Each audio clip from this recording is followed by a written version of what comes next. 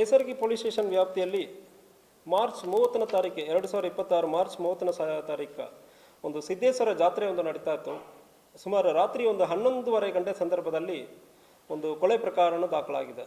ಈ ಸಂದರ್ಭದಲ್ಲಿ ತಕ್ಷಣ ಸಿದ್ದೇಶ್ವರ ಜಾತ್ರೆ ಮತ್ತು ಸುಮಾರು ಜನ ಇರುವುದರಿಂದ ಸ್ಥಳಕ್ಕೆ ಇಮಿಡಿಯೇಟ್ಲಿ ಇನ್ಸ್ಪೆಕ್ಟರ್ ಅಲ್ಲಿಯೇ ಸುತ್ತಮುತ್ತನೇ ಇದ್ದರು, ಜಾತ್ರೆನ ಬಂದೋಬಸ್ತಲ್ಲಿ ಇದ್ದರು ಮತ್ತು DSP ಅವರು ಈವನ್ ಪರ್ಸನಲಿ ನಾನು ಮತ್ತು ಟೀಮ್ ಕೂಡ ಹೋಗಿದ್ದೀವಿ. ಜಾತ್ರೆ ಮತ್ತು ಎಲ್ಲ ಕಮ್ಯುನಿಟಿಯ ಸೇರಿದವರು ಕೂಡ ಅವತ್ತು ಇದ್ದ ಕಾರಣ ನಾವು ತಕ್ಷಣ ರಾತ್ರಿ ನಾನು ಇಲ್ಲಿಂದ ಕೂಡ 1:30ಕ್ಕೆ ಸ್ಥಳಕ್ಕೆ ಹೋಗಿದೆ.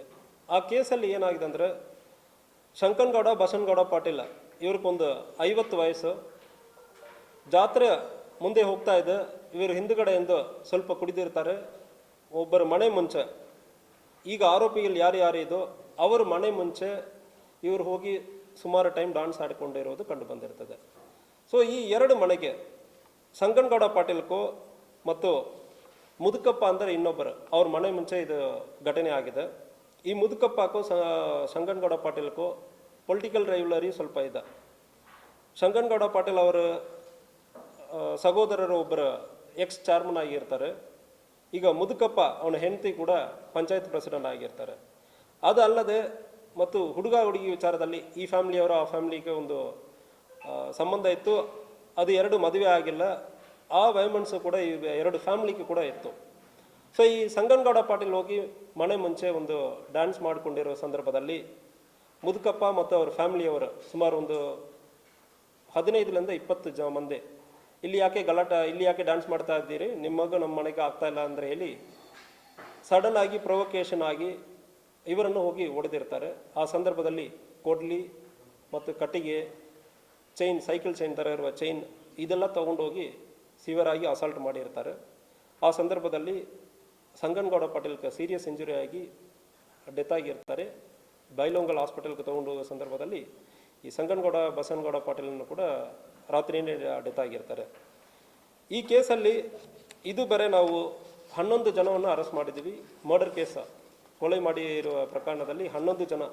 ಒಂದು ಕೇಸಲ್ಲಿ ಯಾವುದೇ ಕಾರಣಕ್ಕೂ ನೀವು ಒಂದು ಮರ್ಡರ್ ಮಾಡ್ತಾ ಇದ್ದಾರೆ, ಪಕ್ಕದಲ್ಲಿ ಇರ್ತೀರಿ, ನೀವು ಅವರು ಹೊಡಿತಾ ಇದ್ದೀರಿ, ನೀವು ತಡೀತಾ ಇಲ್ಲ ಅಂದರೆ ಸಂದರ್ಭದಲ್ಲಿ ನಿಮ್ಮ ಪಾತ್ರವನ್ನು ಕೂಡ ಬರ್ತದೆ. ಅದಕ್ಕಾಗಿ ಈ ಕೇಸಲ್ಲಿ 11 ಜನರನ್ನು ನಾವು ಅರೆಸ್ಟ್ ಮಾಡಿದ್ದೀವಿ ಆಲ್ರೆಡಿ. ಮತ್ತು ಈಗ ಇವರೆಲ್ಲ ಜೈಲಲ್ಲಿ ಇದ್ದಾರೆ. ದೇಮಪ್ಪ ಮುದುಕಪ್ಪ ಅಂದರೆ ಇವ್ರಿಗೆ 46 ವಯಸ್ಸು, ಶಿವನಪ್ಪ ಬಳಗನವರ್ ಇವ್ರಿಗೆ 36 ವಯಸ್ಸು, ವಿಜಯ್ ಸುರೇಶ್ ಬಳಗನವರ್ 26 ವರ್ಷ, ಸೂರಪ್ಪ ಬಸಲಿಂಗಪ್ಪ ಬಳಗನವರ್, ಸಿದ್ದಪ್ಪ ಬಸಪ್ಪ ಸಿಂಗಡಿ, ನಾಗರಾಜ್ ರಾಮಪ್ಪ ಬಳಗನವರ್, ಲಕ್ಷ್ಮಪ್ಪ ಬಸವಂತಪ್ಪ ಬಳಗನವರ್, ಮಂಜುನಾಥ್ ಮಾರುತಿ ಬಳಗನವರ್, ರಾಮಪ್ಪ ಬಸಲಿಂಗಪ್ಪ ಬಳಗನವರ್, ಅಜ್ಜಪ್ಪ ಲಕ್ಷ್ಮಣ್, ಶಿವಾನಂದ್ ಪ್ರಕಾಶ್ ಕರಿಕಟ್ಟಿ. 11 ಜನವನ್ನು ಕೂಡ ಆಲ್ರೆಡಿ ಅರೆಸ್ಟ್ ಮಾಡಲಾಗಿದೆ. ಉಳಿದ ಜನರು ಯಾರ್ಯಾರೆಲ್ಲ ಮಾಡಿದಾರೋ ಅವರನ್ನು ಕೂಡ ಈಗ ಸರ್ಚ್ ಮಾಡ್ತಾ ಇದ್ದೀವಿ ಮತ್ತು ಅವರವರ ಪಾತ್ರ ಏನು, ಅವರ ಜಾಗದಲ್ಲಿ ಇದ್ದಾರಾ ಎಂಬುದು ಬಗ್ಗೆ ತನಿಖೆ ನಡೀತಾ ಇದೆ. ಈ ಕೇಸಲ್ಲಿ ಯಾರು ಭಾಗವಹಿಸಿದಾರನ್ನು ಕೂಡ ಯಾರನ್ನು ಬಿಡುವುದಿಲ್ಲ. ಈ ಕೇಸನ್ನು ಪರ್ಸನಲಿ ಅವತ್ತು ರಾತ್ರಿ ನಾನೇ ಕೂಡ ಸಂಪೂರ್ಣವಾಗಿ ನಾನು DSP ವೀರಯ್ಯ ಹಿರೇಮಠ ಮತ್ತು officers, local officer, Nesargi inspector ಮತ್ತು ಸುತ್ತಮುತ್ತ ಇರುವ ಕಿತ್ತೂರು ಪೊಲೀಸ್ ಇನ್ಸ್ಪೆಕ್ಟರ್ ಎಲ್ಲರೂ ಕೂಡ ಜಾಗಕ್ಕೆ ಹೋಗಿ ಇಮಿಡಿಯೇಟ್ಲಿ ಲಾ ಆ್ಯಂಡ್ ಆರ್ಡರನ್ನು ಮೇಂಟೈನ್ ಮಾಡಿದ್ದೀವಿ ಮತ್ತು ಅರೆಸ್ಟ್ ಕೂಡ ಇಮಿಡಿಯೇಟ್ಲಿ ಪ್ರಯತ್ನ ಮಾಡಿದ್ದೀವಿ. ಅರೆಸ್ಟ್ ಕೂಡ ಮಾಡಲಾಗಿದೆ. ಉಳಿದ ಅಕ್ಯೂಸ್ಡ್ ಯಾರನ್ನು ಕೂಡ ಇದರಿಂದ ತಪ್ಪಿಸೋಕ್ಕೆ ಸಾಧ್ಯ ಇಲ್ಲ. ಕೇಸ್ ಇನ್ವೆಸ್ಟಿಗೇಷನ್ ಕೂಡ ಡಿಜಿಟಲ್ ಎವಿಡೆನ್ಸ್ ಮೂಲಕ ನಡೀತಾ ಇದೆ. ಸೊ ಈ ಕೇಸಲ್ಲಿ ಹಳೆಯ ವಯಸ್ಸು ಇತ್ತು. ಸೊ ವಿಕ್ಟಿಮ್ ಇದರಲ್ಲಿ ತೀರೋಗಿರೋರು ಶಂಕನಗೌಡ ಬಸನಗೌಡ ಇವರು ಮೃತಪಟ್ಟಿರ್ತಾರೆ. ಇವರು ಹೋಗಿ ಮುದುಕಪ್ಪ ಎಂಬುವರ ಮನೆ ಮುಂಚೆ ಡ್ಯಾನ್ಸ್ ಆಡ್ತಾ ಇದ್ದಾರೆ. ಆ ಡ್ಯಾನ್ಸ್ ಮಾಡೋ ಸಂದರ್ಭದಲ್ಲಿ ಮುದುಕಪ್ಪ ಮತ್ತು ಅವ್ರ ಫ್ಯಾಮಿಲಿ ಈ 11 ಜನ ಈಗ ನಾನು ಹೇಳಿದನಲ್ಲ, ಈ 11 ಜನರು ಸೇರಿ ಈ ಶಂಕನಗೌಡ ಬಸನಗೌಡವನ್ನು ಹೊಡೆದಿದ್ದಾರೆ.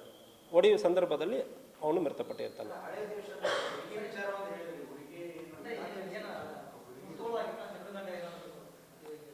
ಶಂಕನಗೌಡ ಪಾಟೀಲ್ ಅವ್ರ ಮನೆಯಲ್ಲಿ ಒಂದು ಹುಡುಗ ಇದ್ದ, ಮುದುಕಪ್ಪ ಅವ್ರ ಫ್ಯಾಮಿಲಿಯಲ್ಲಿ ಒಂದು ಹುಡುಗಿ.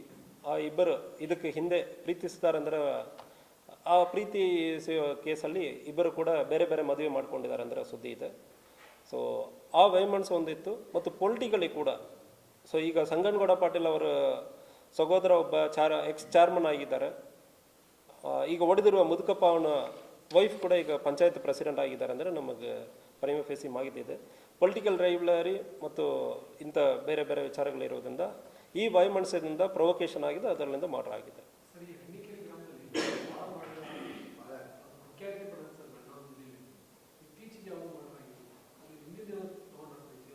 ಸೊ ನಮಗೆ ಮಾಹಿತಿ ಬಂತು 2019ಕ್ಕೆ ಹಿಂದೆ ಭಾಳಷ್ಟು ಮರ್ಡರ್ಗಳು ಆಗಿದೆ ಅಂದರೆ ಮಾಹಿತಿ ಬಂತು. ಈಗ ಇವರೊಬ್ಬರು ಮಾತ್ರ ಇಲ್ಲ, ನಾವು ಆಲ್ರೆಡಿ ಇನ್ಸ್ಪೆಕ್ಟರ್ನ ಅಲ್ಲಿಯೇ ನಿಂತು ಈ ಜನರಿಗೆ ಕಾನೂನು ನಾವು ಹೆಂಗೆ ಅವ್ರ ಕಾನೂನು ಬಗ್ಗೆ ಅರಿವು ಮೂಡಿಸಬೇಕೋ, ಕಾನೂನು ಏನಂದ್ರೆ ನಾವು ತೋರಿಸ್ತೀವಿ. ಬೇರೆ ಬೇರೆ ಕಾನೂನನ್ನು ಕೂಡ ನಾವು ಸ್ಟ್ರಿಕ್ಟಾಗಿ ಅಲ್ಲಿ ಸಣ್ಣ ಪುಟ್ಟ ವಿಚಾರಗಳನ್ನು ಕೂಡ ಸ್ಟ್ರಿಕ್ಟಾಗಿ ಇಂಪ್ಲಿಮೆಂಟ್ ಮಾಡೋಕ್ಕೆ ಹೇಳಿದ್ವಿ. ಸಣ್ಣ ಪುಟ್ಟ ಹೊಡೆದಾಟ ಆಗೋ ಸಂದರ್ಭದಲ್ಲಿ ಕೂಡ ಈ ಹಣ್ಣಿಕೆರೆಯಲ್ಲಿ ಪ್ರತಿಯೊಂದಕ್ಕೆ FIR ಆಗ್ತದೆ. ಹೆಚ್ಚು ಕಡಿಮೆ ಆಗುತ್ತೆ ಅಂದರೆ ಗಡಿಪಾರು ಮಾಡ್ತೀವಿ. ಗಡಿಪಾರು ಪ್ರಪೋಸಲ್ ರೆಡಿ ಮಾಡೋಕ್ಕೆ ಹೇಳಿದ್ದೀನಿ. ಸೊ ಯಾರು ಹೊಡೆದಾಟಕ್ಕೆ ಇನ್ವಾಲ್ವ್ ಆಗ್ತಾರೆ ಅಂದರೆ ಯಾರಿಗೂ ಅವಕಾಶ ಇಲ್ಲ. ಹಣ್ಣಿಕೆರೆ ಪರ್ಟಿಕ್ಯುಲರ್ಲಿ ನನ್ನ ಗಮನದಲ್ಲಿ ಇರುತ್ತದೆ, ಯಾರಿಗೂ ಏನೂ ಅವಕಾಶ ಇರಲ್ಲ ಮುಂದಿನ ದಿವಸ. ಆಗಿಲ್ಲ ಹಾಗೆ ಈಗ ಜಾತ್ರೆ ಆದಮೇಲೆ ಸಹಜವಾಗಿ ಫುಲ್ ಬಂದೋಬಸ್ತ್ ಇರ್ತದೆ. ಇಂಥ ಸಂದರ್ಭದಲ್ಲಿ ಗಲಾಟೆಯಾಗಿ ಮರ್ಡರ್ ಆಗಿದೆ, ಅಲ್ಲಿ ಯಾರಾದರೂ ಅಧಿಕಾರಿಗಳ ಕರ್ತವ್ಯ ಲೋಪಗಳು? ಸೊ ನಾನು ಪರ್ಸನಲ್ ಆಗಿ ಹೋಗಿ ನಾನು ನೋಡಿದೆ ಸ್ಥಳಕ್ಕೆ. ಅದಕ್ಕೆ ನಾನು ಹೇಳಿದ್ದೇನಲ್ಲ, ಜಾತ್ರೆ ಸಮಯದಲ್ಲಿ ಆಗಿದೆ. ಆಫೀಸರ್ಸ್ ಲೋಪ ಯಾವುದಾರ ಇರೋದು ಅಂದರೆ ಕಂಡು ಬರೋದಕ್ಕೆ ಇವರ ಮನೆಗೂ ಆ ಜಾತ್ರೆ ಬಂದೋಬಸ್ತ್ ಸುಮಾರು 1000 ಜನ ಇದ್ದಾರೆ. ದೇವಸ್ಥಾನ ಕಡೆ ಜಾತ್ರೆ ನಡೀತಾ ಇತ್ತು. 11:30ಕ್ಕೆ ಜಾತ್ರೆ ಒಂದು ಕಡೆ ನಡೀತಾ ಇತ್ತು, ಇವನು ಬೇರೆ ಕಡೆ ಗಲಾಟೆ ಮಾಡ್ಕೊಂಡಿದ್ದಾನೆ. ಜಾತ್ರೆ ಆ ಕ್ರೌಡ್ ಇರುವ ಕಡೆನೂ ಇವರು ಇರುವುದನ್ನು ಬೇರೆ ಬೇರೆ ಕಡೆ ಇತ್ತು. ಸಡನ್ ಆಗಿ ಇಮಿಡಿಯೇಟ್ಲಿ ಅಟೆಂಡ್ ಮಾಡಿದ್ದಾರೆ. ಆವಾಗ 2 ಫ್ಯಾಮಿಲಿ ಆ್ಯಕ್ಚುಲಿ ಬಂತು. ಪೊಲೀಸರು ಇಲ್ಲ ಅಂದರೆ ಇನ್ನೂ ಒಂದು 2ರಿಂದ 3 ಮರ್ಡರ್ ಆಗೋದಕ್ಕೆ ಸಾಧ್ಯನೇ ಇತ್ತು ಅಂದರೆ ನಮ್ಮ ಆಫೀಸರ್ಸ್. ಎಸ್ ಸರ್, ಜಾತ್ರೆ ಮುಂದೆ ಹೋಗಿದ್ದು ಇವನು, ಅದಾದಮೇಲೆ ಇವನು ಹಿಂದೆ ಇದ್ದು ಮಾಡಿದ. ಸೊ ಅದಕ್ಕೆ ಇದಕ್ಕೂ ಸುಮಾರು ಒಂದು 500 ಮೀಟರ್ ಇರಬಹುದು. ನಾನು ಸ್ಥಳ ಪರಿಶೀಲನೆ ಮಾಡಿದೆ, ಸುಮಾರು ಒಂದು 300ರಿಂದ 500 ಮೀಟರ್ ಇರಬಹುದು.